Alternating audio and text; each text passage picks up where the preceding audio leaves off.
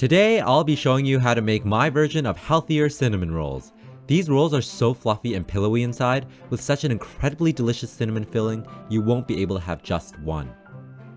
All you really need are some pantry staples, yeast, and cinnamon to make this. Welcome back, my name is Daniel, here to show you simplified recipes that are easy to follow using common ingredients. If you're new to this channel, remember to hit subscribe and the notification bell for more delicious recipes that your friends and family will love. Now let's get started on these cinnamon rolls.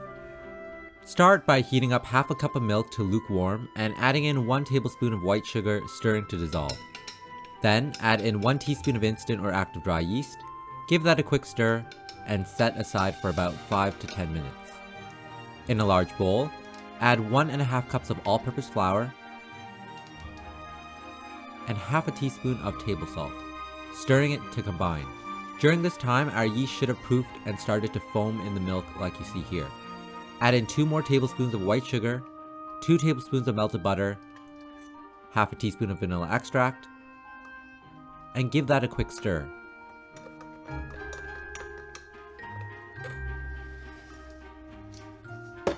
To the flour mixture, pour in the yeast milk mixture and briefly stir it to when it's just starting to come together.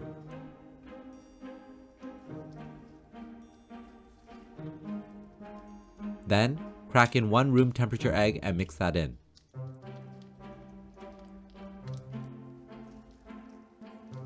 Keep stirring it until all the flour disappears, and you will notice it is quite a wet dough at this point.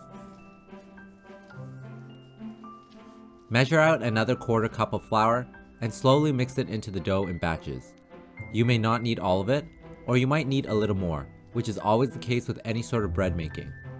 We are aiming for a dough that is not too sticky or dry, but still tacky to the touch, so you need to judge this as you go along. It's better to err on the sticky side because additional flour will be incorporated as we knead the dough. Eventually, switch to your hands and start kneading it on a clean floured surface for at least 5 minutes using a repeated push with the palm and fold over motion like you see here. Do this until it springs back when you poke it and a clean hand can touch the dough without sticking but feels tacky. Grease the bowl it was in and roll the dough around to coat it.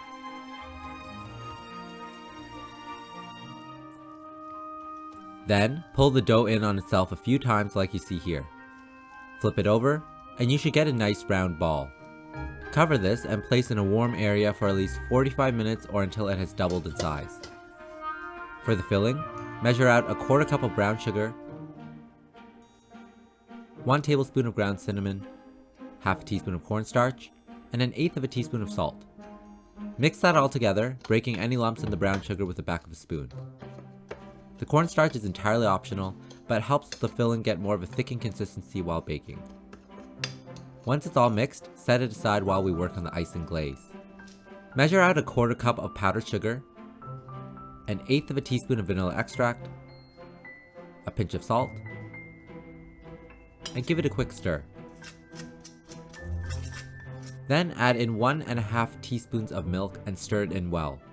Again, a little at a time just to make sure you have the desired consistency, because you can't take the liquid out after it's been added without adding in a ton more sugar.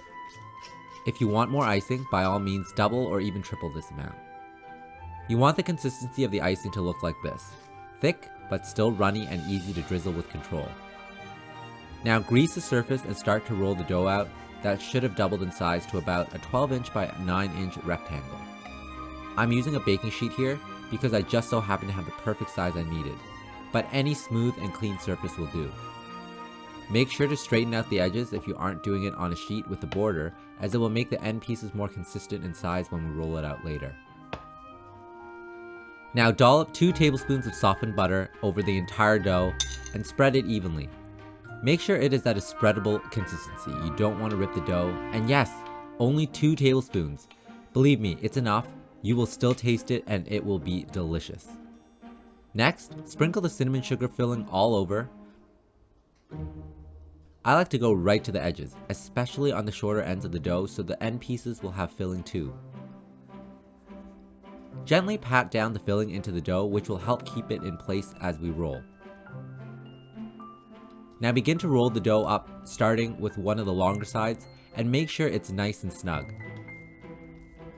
You don't want it too tight or it won't puff up nicely, but not too loose either, as it won't hold its rolled shape.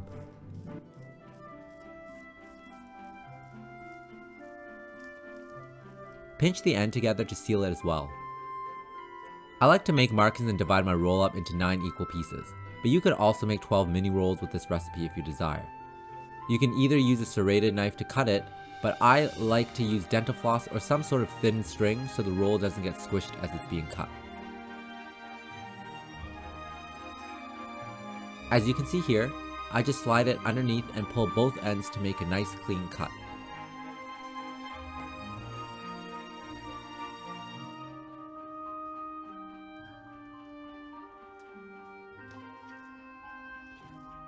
Now place the cinnamon rolls in a greased square baking dish. I like to arrange them with the seam side facing each other, but that's really up to you. They don't have to touch as they will expand. Cover this and let it rise in a warm place for 20 to 30 minutes. Remember to preheat your oven to 350 degrees Fahrenheit. Today I was in a rush, so I actually baked them after 15 minutes. But this rising step is important to get it super fluffy, which is what I love about cinnamon rolls. Bake the rolls for 15 to 20 minutes or longer depending on how brown you like them. These took about 18 minutes and they are nice and golden on top. Let it cool for at least 5 minutes before you glaze them. Give the icing a quick stir to loosen it and drizzle it all over the cinnamon rolls.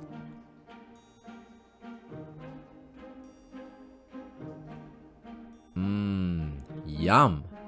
These are best served warm.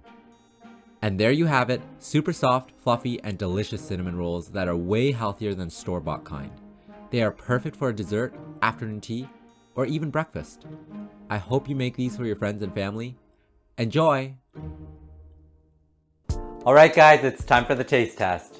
I'm really excited about these cinnamon rolls. These turned out so amazing. Let's take the first bite.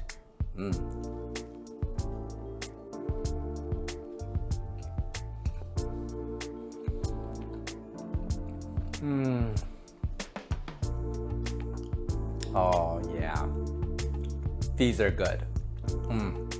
Cinnamon and the icing and the dough is so soft and so delicious. Gotta go for a second bite.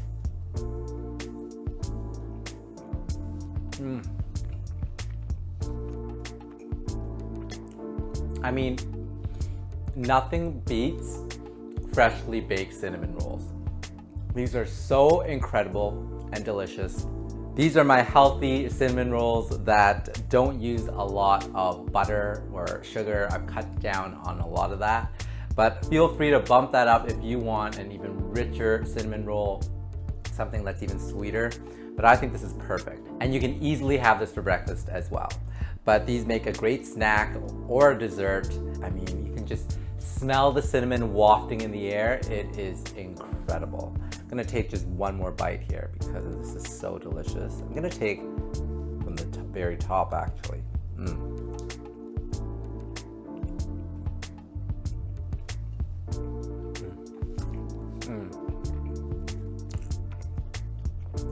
It's just so soft and pillowy. The dough is perfect. Cinnamon blends so well with brown sugar.